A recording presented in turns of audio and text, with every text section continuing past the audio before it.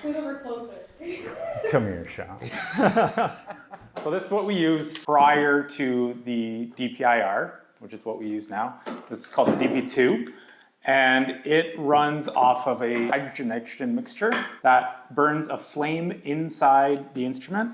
It's called flame ionization. It takes a sample from the probe, burns it, and then it reads the ions that come out of there and displays it as a gas read here.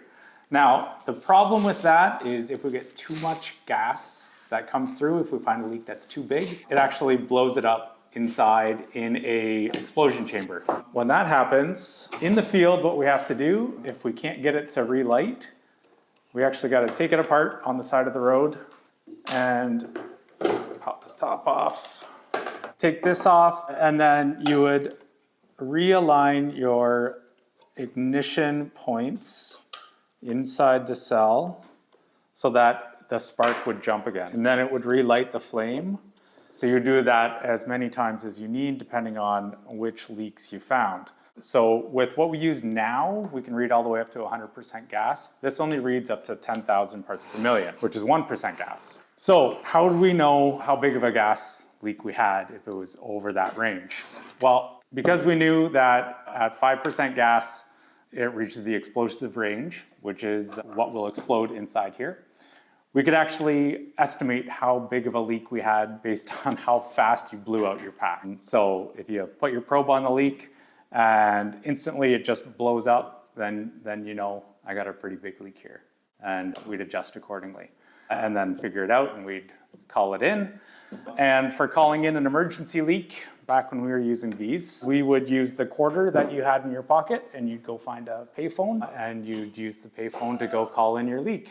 So for collecting what we surveyed, we would use maps, and you would be told this is your area to go do, and you would figure out where you were, what you needed to do, and then you would go out and you'd carry this map with you during the day. So this would tell you where your mains were, where your pipelines were, where your services were, which houses had gas. These ones were the best maps we had across Canada. Other maps were not as good. So some places we had old maps that we had to reuse and reuse over and over and over. This is a copy that we used for one client for many, many, many years. This map is actually from 1974.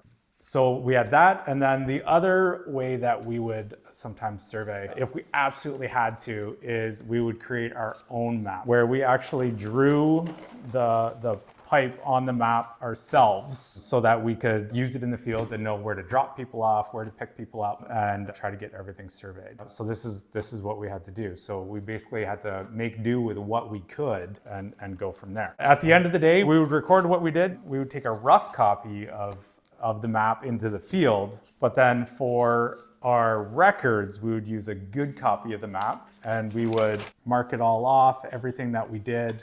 We'd count how many services that we did that day, and then to measure how far we walked, we would use a scaler. This was a digital one that was nice to use, and we would measure how much main that we walked for that day as well. And then we would record all of that, and then you'd write that down as well. And then this would go into a big banker box with the other hundreds of maps that we would have for that survey season. And whatever 10, 12 banker boxes full of maps would go out to the client at the end of the survey season, and they'd put those in storage. And that would be their records for what they did. There are visual optical ways of seeing gas nowadays. At the start, it was actually even less than this. Gas leaks started just by driving around smelling for gas leaks, because it'll kill the vegetation, it'll cause irregular growth of the vegetation. So they would look for that. It was a visual survey and a smelling survey. Again, now we're breaking into mobile applications as well, where we have a big mobile gas detector on a vehicle where we can drive around and survey a whole neighborhood at a time. That is supplemented by putting people into the field as well and walking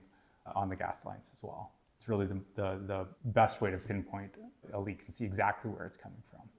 So GIS now is fantastic because we don't have to record what we do on a map anymore. Now we have all of the piping, all the services on a handheld device. If you do find a leak, if you do have anything, you can just record it in an inspection on your phone, we can tag it to the piece of pipe that is leaking, or there's a discrepancy of some sort that we need to record, and we record it directly onto the device. And then if they ever need to look up the leak history or the survey history of a piece of pipe, they don't have to go through hundreds of boxes to find the specific map for that section, for that survey year, especially if they want more than one survey year to see when it was done. Instead of looking through physical maps, they can just look at it digitally, and we can look up the leak history, the survey history that way. The biggest benefit by far is being able to prove what you did. So it's the transparency to say, this is what we did, you hired us to walk these lines, we did, here's the proof.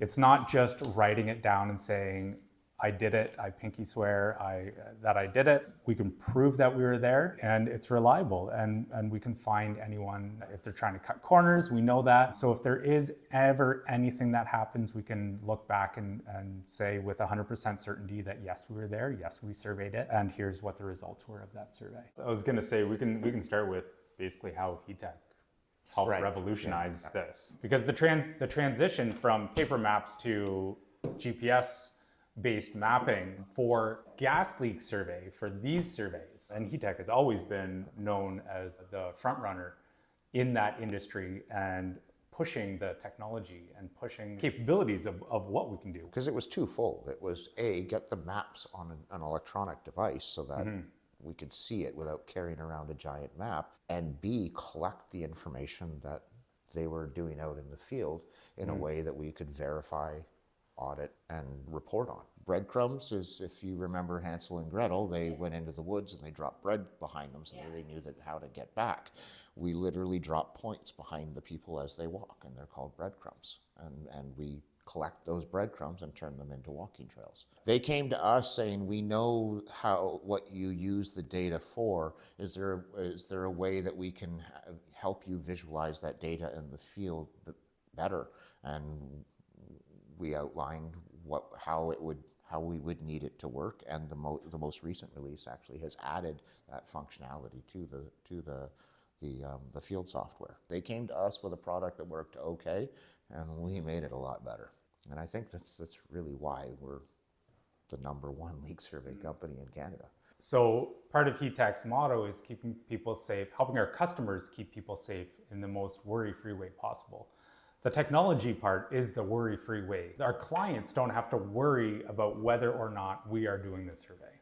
The technology proves that. And we've proved that time and time again, whether it's with paper maps, whether it's with digital. When we do a survey, it is done, and it is done right. Reporting is relatively instantaneous. Analysis is instantaneous. Custom requests from the customer would require a little more digging, but the data was always there to dig into. So it could usually be done pretty quickly no matter what it is. And I still, to this day, we still get requests to look at stuff from years ago that only take an hour or two to go back and get. I couldn't imagine going back. Yeah, I could never imagine that. Right? Yeah. So it's still, everything is a transition. So our biggest hang up with the technology is based on the data that comes to us. So the client data, depending on who they are, could be amazing, could be, several years behind where they could be, especially with some of the smaller outfits that we work with don't have the resources to upgrade all of their mapping systems into a modern GIS system. So sometimes we do have to work with older ways of doing things, but then we always collect it in our data collection model. Whether or not we have their maps digitally or not, we're always collecting our stuff into our GIS system, so we can always look at it the way that we want to look at it. Yeah. When I started in this, I didn't really know what took place during leak survey, and I had to learn leak survey and learn GIS, and when I got to marry the two together, it was hugely beneficial to understand and to see, I couldn't imagine going back to the old method, especially knowing what was involved in getting to where we are today. It's vastly superior information.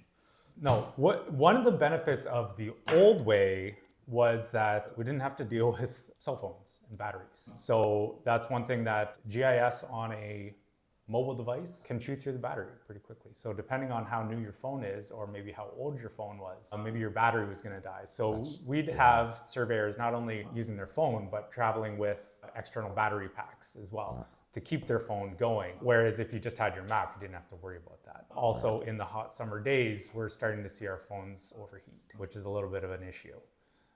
Whereas you obviously would not have that with a piece of paper. But now we can easily see what's done. In the field, you can get updated maps real time. So what some of our supervisors do is they will update the map from the day before, and they'll send out new maps, new areas every day, so that the crews know exactly what they're supposed to be working on, where they're supposed to be, and there's no question, there's no overlap, there's no, I thought you were doing that, I did this section, I thought you were doing this. We don't have that anymore either. So that's good about the new stuff. Go Hetek. We're number one.